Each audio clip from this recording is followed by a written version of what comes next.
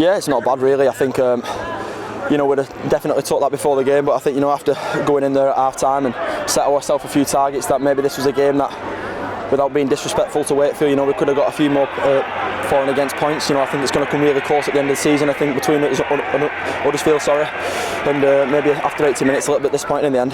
A little bit disappointed not to keep the scoreline for Wakefield on 0. Yeah, definitely. I think I think a lot of people might just not read too much into that, but us as a team, we're really big on keeping them zeros, and against them big teams at the end of the year, you've got to do that. And so a little bit disappointed on that. Yeah. I wasn't very happy with our performance today.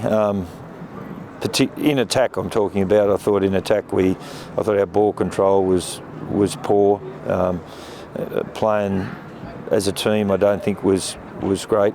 Individually, yes, we had some players that did some brilliant things, and Tony Pulatua, James Graham, James Roby made some good breaks, and the backs supported them. Carl, scored a couple of tries through supporting them players who made individual breaks and individual offloads and things like that. But as a team, we didn't stick to our structure, our game plan.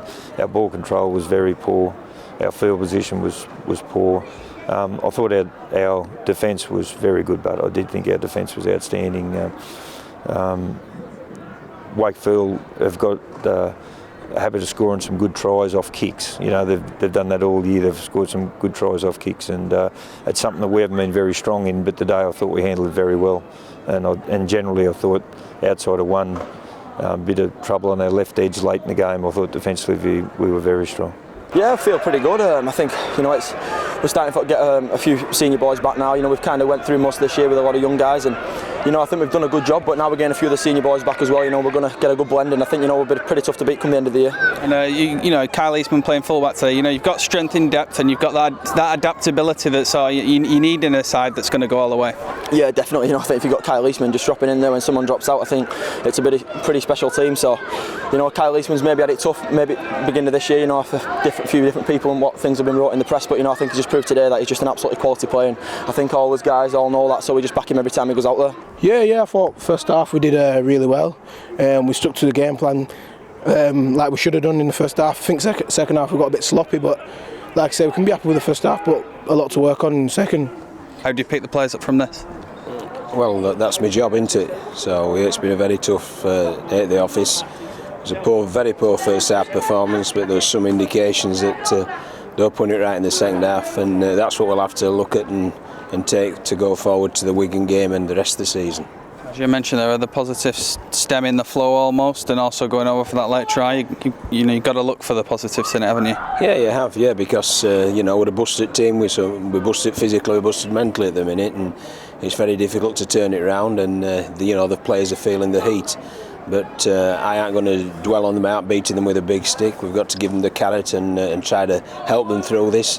And as the great Wayne Bennett once said, he said, tough times come and go, but tough men stay there forever, and that's what we're endeavouring to do. As you mentioned there, it's important that negativity doesn't creep into not only the players but the club as well. The fans have got to stay on side and really get behind you guys, haven't they? Well, it's up to the fans, isn't it? I mean, we're certainly as one, and we're certainly going to be positive in our preparation this week. And we'd like the fans to stay with us, but they pay their money, don't they? So they're entitled to an opinion. But I think if they actually saw the reasoning behind things and they took everything in context, including perhaps quality of personnel, they might well have a more reasoned and valid sort of judgment. But you've got to cop it, because when things are going well, they're the ones that pat you on the back, so you have to cop the shellackings as well.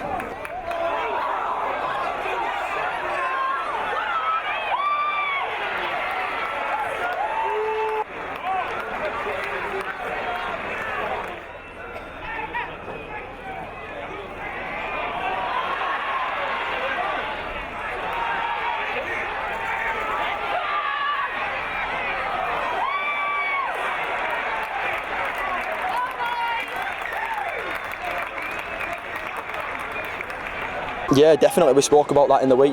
John Kear's a very proud bloke, and I'm sure he was giving it to them this week. But I think maybe they've caught us at it when we've hit a bit of form, and we believe that if we play, we can beat anyone. And we brought that into this today, and we've shown that. This St Helens side, I mean, you look through the players individually. There's some big names, some fantastic players, and when you click as a team, you look really, really good. I mean, you know, everyone's looking at Wigan and Warrington. Are they sort of ignoring Saints a little bit? Yeah, maybe, yeah, but Wigan and Warrington deserve the respect and the credit they're getting at the moment. They're playing really well, but you can't ever write off St Helens.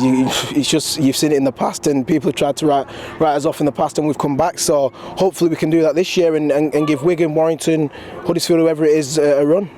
Your coach, he's fairly softly spoken, fairly quiet to the media. I mean, I suppose he knows which buttons to push and get you up when you need to. Yeah, definitely. Yeah, I don't know what he's like to the media, but he gets his point across, and like I said, I think we deserved that point. What we got in the change rooms today, I don't think was good enough in the second half, and definitely that's not going to win us the Super League, and it's definitely not going to win us the Challenge Cup. So we need to fix it up, and I'm sure we'll do.